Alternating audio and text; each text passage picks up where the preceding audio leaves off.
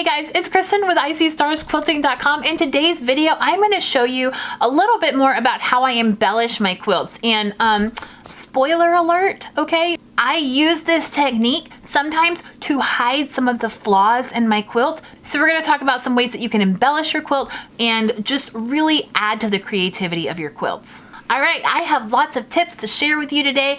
This is gonna be fun, okay? I'm gonna get to show you some of the quilt projects that I have worked on that I know I've showed you guys before. And you know what? You need to get comfortable with showing off your favorite quilt pieces because otherwise, why are you making them? All right. The first project that I'm going to show you was a quilt that I made, and I loved working on this project. The pattern is called Painted Ladies. I, of course, couldn't go with subtle and cautious. I went with bright, happy, rainbow Allison Glass fabrics, okay?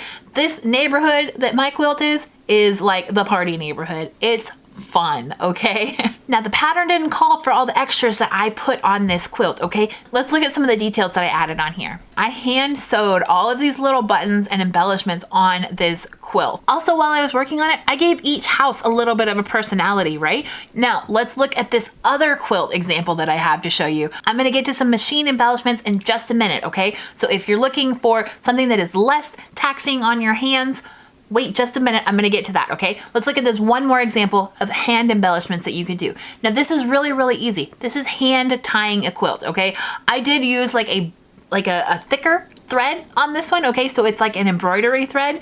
I used that on this quilt because I wanted that thicker look. I wanted it to stand out, and I left the tails a little bit longer so that it just kind of adds to it, okay? I want it to look very comfortable.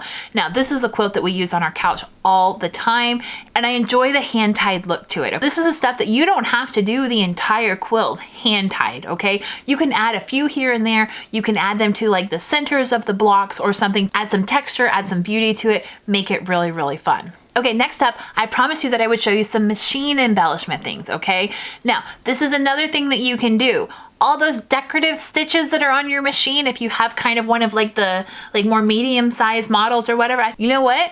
I never used those when I first had my machine. Don't be boring, okay? Don't be boring. This is a fun way to just add some extra interest in there, okay? This project, I did use a decorative stitch on it, but I experimented with that metallic thread and I really loved it, okay? I loved the effects of it. I wouldn't do that on an entire quilt, but I would do it on small sections when I want to add just a little bit of glitter, a little bit of glitz, and I want it to kind of sparkle, okay? So using those decorative stitches, using those decorative threads that maybe you wouldn't do the entire quilt in, that can add some extra interest and some fun. Funness? Is funness a word? I don't think funness is a word. It can add more fun, there we go, more fun to your quilt. You can see in this baby quilt how I use the same thread that I quilted everything in, but I use my decorative stitches strategically to emphasize where my pieces were coming together. It's not functional in any means, but it makes this piece even more so one of a kind, and it makes those little details are what are going to really stand out creatively on your quilt. Okay, here's the deal. You know how I talked about you can kind of hide your mistakes? That happened a lot on that house quilt that I showed you at the beginning, okay? I was learning a whole lot at once with that quilt. Right here, you can't see it, but there is a tiny little pucker of the fabric, and I remember this button specifically because I tried out different size buttons, and I ended up going with the larger button simply because I wanted to hide that pucker. I hope you enjoyed that deeper look into some of my past quilt projects, some little embellishments and things that I have added. Get your mind thinking for a second. Like, how can you add a little bit extra without a ton of extra effort, right? If maybe quilting isn't your strong point and you can kind of like divert their attention, your quilting may be lacking a little bit, but your creativity, that's not gonna be lacking, honey, is it? No, it's gonna be amazing. And that is what you want. You want to highlight where you shine, and everything else will just follow through. For more tips, tricks, and tutorials for the modern quilter, make sure that you hit that subscribe button underneath my channel, okay? Make sure you hit that subscribe button. I share new videos every single Wednesday that are just for people like you, people who watch this video and they just want to up their quilting game a little bit more. Also, one more thing.